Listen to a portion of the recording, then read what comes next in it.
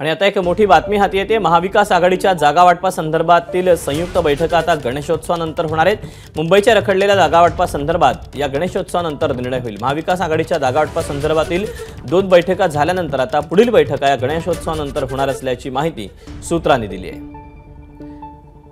दरम्यान त्यानंतर कोकण आणि उर्वरित महाराष्ट्रातील जागा वाटपाबाबतचा निर्णय घेतला जाणार आहे। महाविकास आघाडीच्या संयुक्त बैठका जरी गणेशोत्सवानंतर होणार असल्या तरी शिवसेना, ठाकरे गट, काँग्रेस आणि राष्ट्रवादी काँग्रेस, शरदचंद्र पवार पक्ष या पक्षांच्या अंतर्गत बैठका या दरम्यान होत राहतील। त्यासोबतच प्रचाराची रणनीती सुद्धा ठरवली जाईल।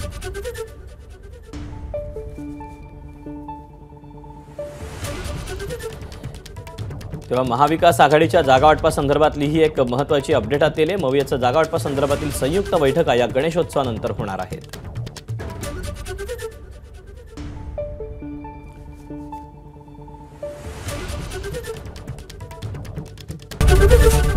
एबीपी माझा, उघडा डोळे बघा नीट।